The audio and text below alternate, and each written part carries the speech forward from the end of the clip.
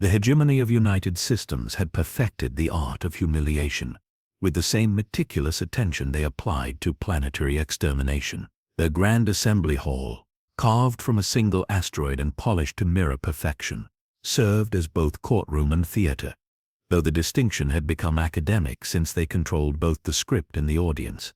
High Admiral Oxthara, whose species had evolved from what humans might generously call nightmare fuel with tentacles, adjusted his ceremonial war crown and surveyed the gathered representatives.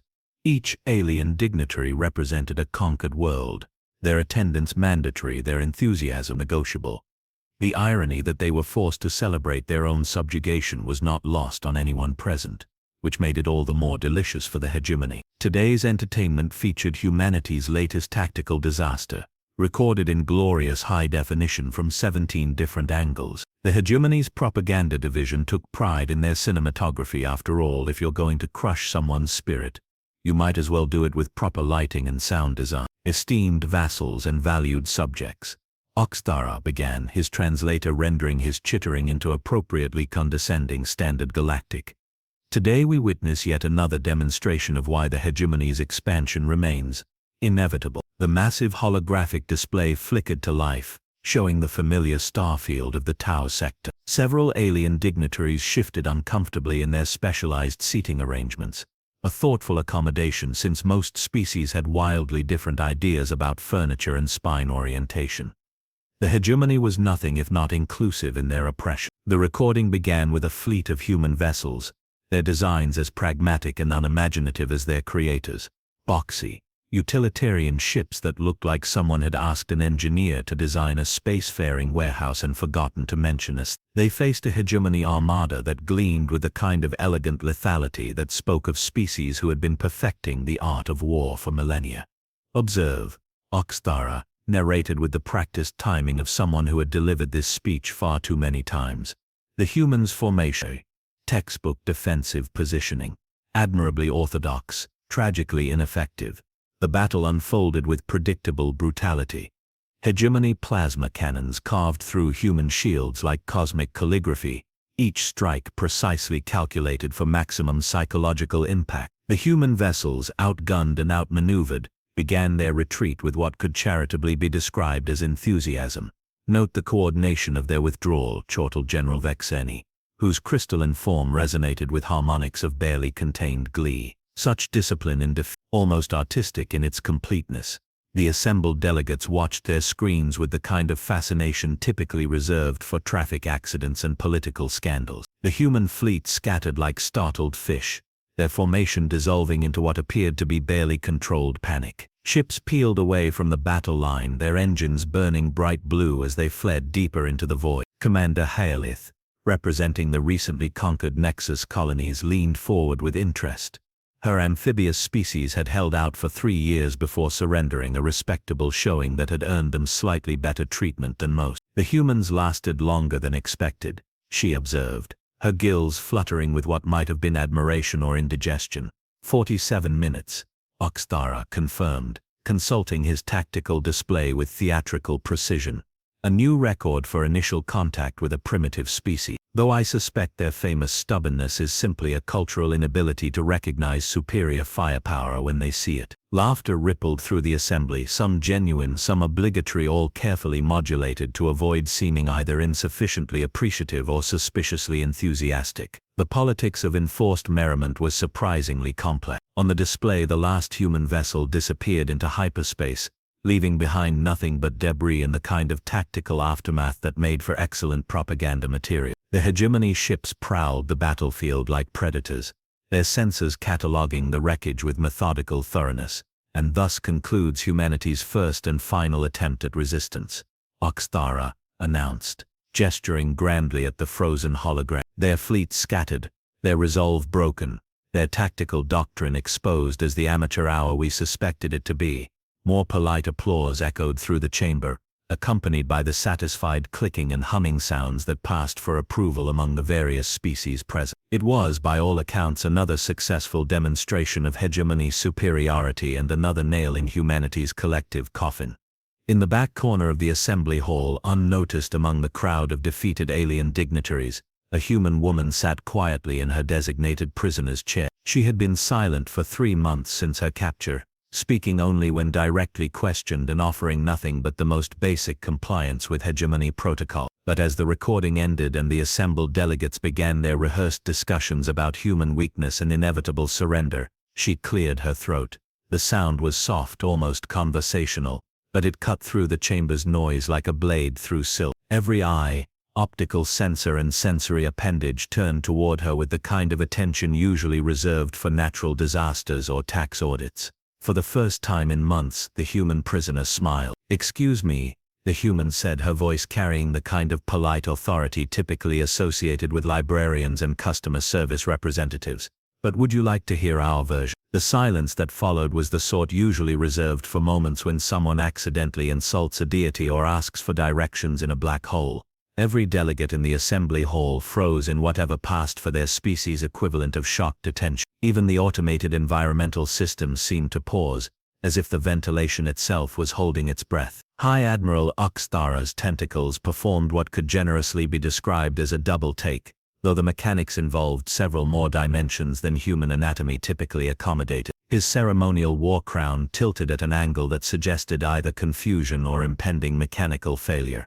"I beg your pardon," he managed, his translator struggling with the concept of a prisoner making conversation during their own humiliation ceremony. The human woman stood with the kind of casual grace that suggested either supreme confidence or complete psychological breakdown. Given that she had been sitting quietly in captivity for 3 months while watching her species get systematically mocked, either option seemed plausible. "Your recording," she clarified, gesturing toward the frozen holographic display with the same tone one might use to discuss the weather or lunch options. "It's quite good, actually.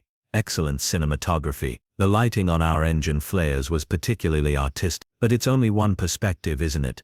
General Vexani's crystalline form resonated with frequencies that sounded suspiciously like laughter, though the emotional mechanics of mineral-based life forms remained a subject of ongoing academic debate. "The human wishes to tell us stories," he announced to the assembly.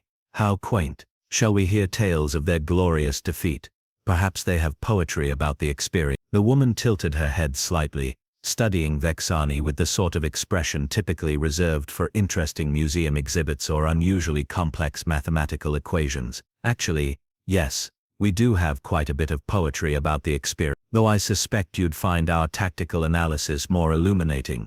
Commander Haleth leaned forward, her gills fluttering with what was definitely curiosity this time. Her own species had a cultural appreciation for last-ditch efforts and hopeless gestures, having specialized in both during their ultimately unsuccessful resistance campaign. "What perspective could you possibly offer? We watched your ships flee in terror." "Oh, absolutely," the human agreed with cheerful enthusiasm. "They fled with remarkable efficiency, actually. It took weeks of practice to get the panic formations just right.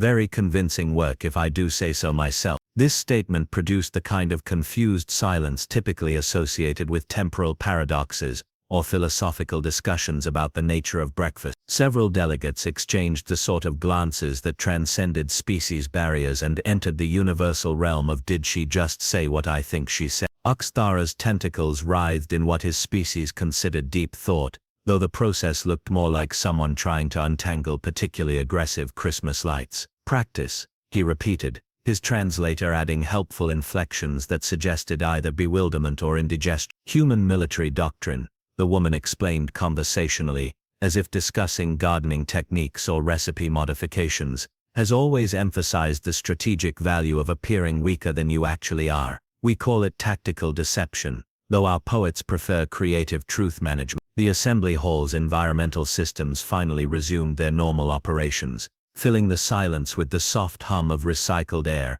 and the distant rumble of the asteroid's rotation. It was the kind of background noise that made extraordinary statements seem even more surreal. "You're suggesting," General Vexani said slowly, his crystalline structure shifting colors in patterns that indicated either deep concentration or systemic malfunction, "that your retreat was somehow intentional." "I'm suggesting," the human replied with the patience of someone explaining basic arithmetic to enthusiastic but slow children, "that you might find our recording of the same event educational, different camera angles, you understand, alternative interpretations of tactical move, that sort of thing." The delegates began murmuring among themselves in a symphony of clicks, whistles, harmonics, and sounds that defied both translation and sanity. The universal language of gossip transcended species boundaries, though the specific mechanics varied considerably. Uxthara raised one tentacle for silence, a gesture that worked surprisingly well across cultures. You claim to possess a recording of the same battle. How remarkably convenient. Not convenient, the human corrected gently. Standard operating procedure. Humans tend to document everything. We're somewhat obsessive about record keeping. Comes from having short lifespans and an unreliable collective memory. She reached into her simple prisoner's garment and produced a small device that looked disappointingly mundane for something that was about to challenge the fundamental assumptions of galactic warfare. It resembled nothing so much as a slightly oversized coin, unremarkable in every possible way except for its complete impossibility. Commander Haleth's gills fluttered rapidly. How do you still have that? You were searched thoroughly upon capture. The human woman's smile widened slightly, acquiring the sort of edge typically associated with particularly successful predators or exceptionally ruthless negotiators. Were we? How thorough do you suppose your searches actually were? This question hung in the recycled air like a particularly uncomfortable truth, the kind that made everyone wish they had stayed home that day. The assembled delegates suddenly found themselves reconsidering a great many assumptions about human technology, human cooperation, and human definition of the word capture. Uxthara's war crown adjusted itself automatically, a nervous tick that his species had evolved to indicate either deep thought or impending violence. Very well, show us this alternative perspective. We are curious to see how humans rationalize their failure. The woman's smile became positively radiant, transforming her entire appearance from defeated prisoner to something far more dangerous. "Oh, Admiral," she said softly, her voice carrying harmonics that no human throat should have been able to produce. "I don't think you're nearly curious enough." The device activated with the sort of understated elegance that marked truly advanced technology. No dramatic light shows, no ominous humming, just the quiet confidence of systems that worked exactly as intended. The holographic display flickered, then resolved into the same starfield they had just watched, though something about the perspective felt subtly different. "Now," the human said, settling back into her chair with the satisfaction of someone about to reveal a particularly clever magic trick, "let me show you what actually happened." The recording began identically to the hegemony's version. Same formation, same overwhelming alien firepower, same apparent human disadvantage. But as the battle progressed, subtle details became apparent that the original footage had somehow missed, or perhaps more disturbingly, had been deliberately edited out. "Notice the engine signatures," the woman observed conversationally, pointing to readings that scrolled along the display's edge. "Our ships aren't running at full power during the retreat. Curious, don't you think, for vessels supposedly fleeing in terror?" General Vexani's crystalline form shifted through several uncomfortable color spectrums. "Engine efficiency during combat situations varies considerably. This proves nothing." The human agreed pleasantly. "Let's continue, shall we?" The perspective shifted, showing the battle from a wider angle that revealed something the original recording had conveniently omitted. Additional human vessels perfectly positioned along the hegemony fleet's projected pursuit route, sitting dark and silent in the void like sleeping predators. Commander Haleth's gills stopped fluttering entirely. Her species had enough military experience to recognize a coordinated ambush when they saw one, even if it took them a moment to process the implications. "Those ships," she said slowly, "they weren't in your original recording. Different sensor arrays," the human explained with academic cheerfulness. "Your equipment focused on active emissions, very sensible for tracking fleeing vessels.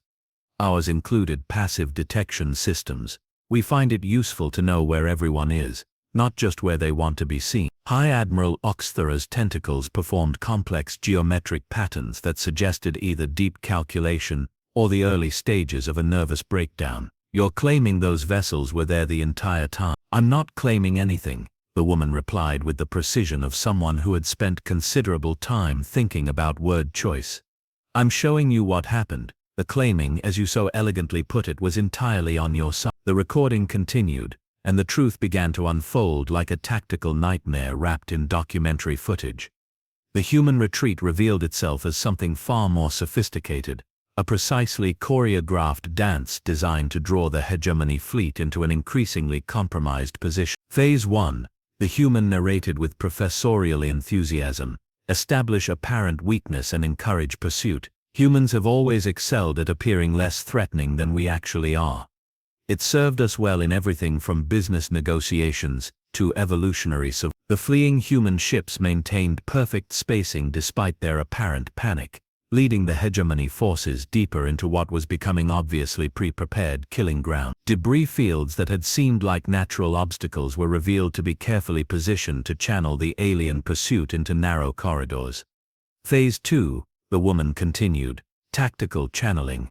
Your fleet's pursuit pattern was remarkably predictable. We'd run several thousand combat simulations, and you followed our projections with almost mathematical precision. Several delegates began making the sorts of noises typically associated with dawning horror or severe indigestion. The universal recognition of being outmaneuvered transcended species boundaries, though the specific sounds varied considerably across evolutionary backgrounds. The recording reached its climax as the hidden human vessels powered up simultaneously, their weapon systems emerging from stealth with the kind of coordinated timing that spoke of months of careful preparation. The hegemony fleet, strung out in pursuit formation and completely focused on their fleeing prey, found themselves caught in a crossfire that would have impressed military theorists from any culture. Phase 3, the human said softly, tactical revelation. Though we prefer to call it the moment when running away becomes running toward. What followed was not a battle so much as a systematic dissection. The hegemony vessels caught between the fleeing ships that had suddenly turned to fight and the ambush force that had emerged from nowhere, found themselves in the sort of tactical situation that military academies used as examples of what not to do. General Vexani's color spectrum had progressed through uncomfortable into regions that suggested either profound philosophical crisis or imminent structural failure. This is impossible. Our tactical analysis clearly showed. Your tactical analysis, the human interrupted gently, showed exactly what we wanted it to show. Humans have been practicing misdirection for millennia. We've had considerable experience with enemies who underestimate us. The carnage on the display was methodical, almost artistic in its precision. Human weapons revealed to be far more sophisticated than their utilitarian design suggested, carved through hegemony shields with the efficiency of systems designed specifically for this moment. Every shot placement, every movement pattern, every tactical decision spoke of preparation so thorough it bordered on the supernatural. But your ships, Commander Haleth managed, her gills working overtime. They were destroyed. We have wreckage. You have wreckage, the human agreed cheerfully. Quite a lot of it, actually. We're very thorough about stage dressing. Though if you analyze the debris composition carefully, you might notice some interesting discrepancies in the metallurgy. The recording shifted to show the aftermath from multiple angles, revealing the scope of the hegemony's defeat. What had appeared to be a successful rout of primitive vessels had been transformed into the complete destruction of one of their most powerful fleet. The tactical reversal was so complete it approached the level of performance art. Automated decoys, the woman explained, noting their confusion. Quite sophisticated ones. They broadcast life signs, respond to communications, even explode convincingly when destroyed. We've found them invaluable for creating the impression of casualties without the inconvenience of actual death. Gortsethera's war crown had begun making small mechanical noises that suggested either recalibration or complete system failure. The implications of what you're suggesting are considerable, yes, the human agreed with evident satisfaction. Though I should mention that this particular engagement was actually one of our smaller operations, more of a field test really. We wanted to see how your tactical doctrine held up under pressure. The assembly hall had fallen into the kind of silence typically associated with natural disasters, religious experiences, or the moment when someone realizes they've been playing chess while their opponent was playing four-dimensional warfare. The environmental systems continued their quiet humming, now sounding almost judgmental in their mechanical reliability. Field test, General Vexani repeated, his crystalline structure producing harmonics that suggested either deep thought or incipient madness. Preliminary evaluation, the human clarified helpfully. We needed to understand your capabilities before implementing the main strategy. Humans are quite methodical about these things. We prefer to work with complete information. She smiled again, and this time every delegate in the chamber recognized the expression for what it truly was, not the desperate defiance of a defeated prisoner, but the satisfied confidence of someone who had been playing an entirely different game from the very beginning. Main strategy, High Admiral Oxithera repeated, his voice carrying the hollow quality of someone who had just realized they might not be the apex predator they had always assumed themselves to be. His tentacles writhed in patterns that suggested his species' equivalent of a migraine, though the physiological mechanics remained mercifully obscure. The human woman nodded with the enthusiasm of a teacher whose favorite student had finally grasped a particularly complex theorem. Oh yeah, the Tau sector engagement was just preliminary research. We needed to understand your operational patterns, response times, communication protocols, very thorough data collection really. She gestured casually at her device, which continued displaying tactical analyses that grew more disturbing with each passing moment. The holographic readouts showed engagement after engagement, each one revealing the same pattern, apparent human defeats that were upon closer examination, elaborate strategic deceptions. The Kepler system, she continued conversationally, highlighting another recording. Your forces reported complete human capitulation after 18 hours of bombardment. Quite impressive efficiency on your part. The new footage showed hegemony vessels systematically destroying what appeared to be human installations, their weapons reducing planetary defenses to rubble with methodical precision. Another glorious victory for the assembled delegates to remember. Except, the woman added with theatrical timing that would have impressed professional comedians, the installations were empty. Had been for weeks, actually. We relocated everything of value and left behind some very convincing holograms, and enough automated defense systems to make the whole experience feel authentic. General Vexani's crystalline form had progressed through the color spectrum into regions that suggested either transcendent enlightenment or complete psychological collapse. Every engagement? Every victory? Well, not every one, the human replied with academic honesty. You did successfully destroy approximately 47% of our decoy installations. Very thorough work really, though I should mention that the materials you vaporized were primarily composed of compressed garbage and obsolete equipment. We're quite environmentally conscious about our deceptions. Commander Halith's gills had stopped functioning entirely, leaving her in the awkward position of trying to breathe through pure existential crisis. Her amphibious metabolism was simply not equipped to process this level of tactical revelation. The colonies we conquered, she managed.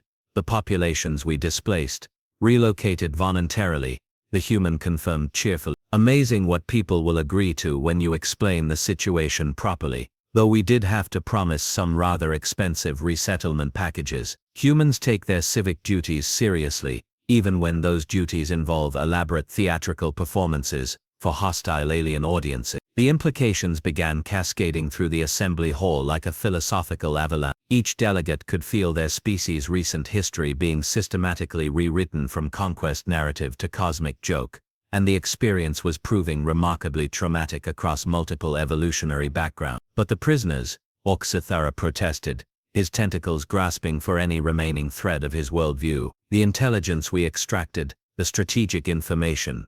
The human woman's smile acquired additional dimensions that suggested either supreme confidence or barely contained Oh, the intelligence was quite genuine, carefully curated, naturally, but absolutely factual. We provided you with detailed information about our industrial capacity, population centers, military installations, and strategic resources. She paused for effect, a technique that worked remarkably well across species barriers, all of which we had already evacuated, relocated or replaced with more convincing decoys than you apparently realized existed. Humans have always excelled at making things appear to be what they're not. It's one of our more useful evolutionary adaptations.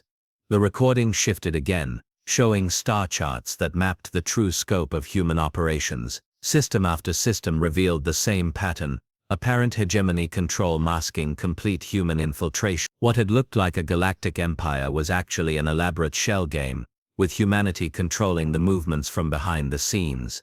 The real question, the woman continued with professorial enthusiasm, is how long you think this charade has been running. Your intelligence suggests first contact occurred 14 months ago, Our records indicate we've been monitoring your civilization for approximately 47 years. This statement produced the kind of silence typically associated with the heat death of universes, or the moment when someone realizes they've been playing checkers against an opponent who invented chess, perfected it, and moved on to games that didn't have names yet. Monitoring General Vexani managed, his harmonics suggesting either profound meditation or complete systems failure, cultural analysis, technological assessment, strategic evaluation. The human clarified helpfully, "We're quite thorough about these things. 47 years of observation, 12 years of preparation, 14 months of implementation.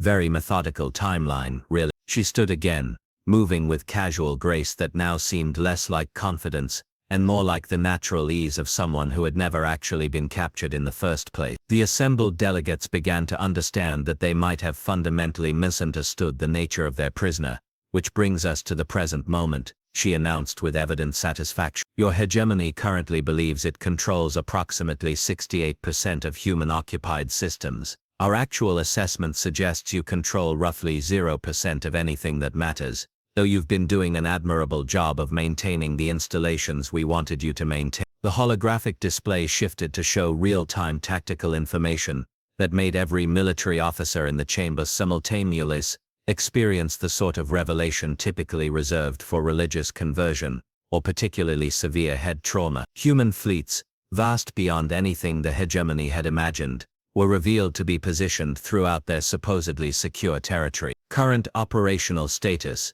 the woman announced with the satisfaction of someone revealing a particularly elegant solution to a complex problem, shows human forces surrounding your homeworld, occupying your industrial systems, and controlling your communication network. Has been that way for approximately 6 months now, though we've been careful not to interrupt your routine operations. High Admiral Yuxthera's war crown finally gave up pretending to function properly, and began emitting small sparks of electronic protest.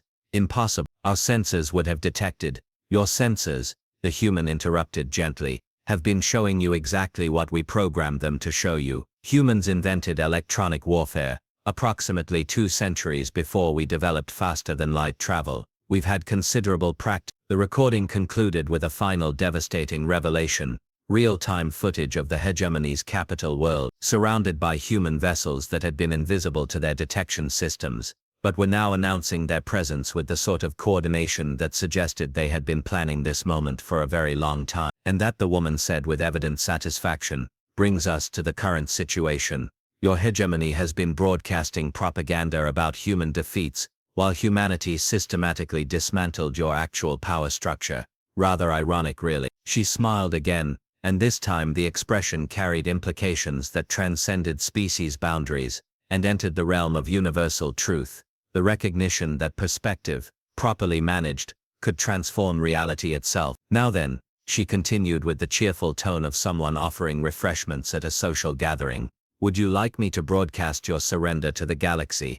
I understand your propaganda network has excellent reach." The silence that followed was the kind typically associated with the end of civilizations, the birth of stars, or the moment when everyone realizes that the game they thought they were playing had ended long ago, and they had lost so thoroughly that they hadn't even noticed. Outside the assembly hall, throughout the hegemony's territories, human ships began powering up their communication arrays, preparing to share their own version of recent galactic events with anyone interested in hearing a different perspective on the nature of conquest, and the art of making your enemies believe exactly what you wanted them to believe. After all, humans had always been exceptionally good storytellers,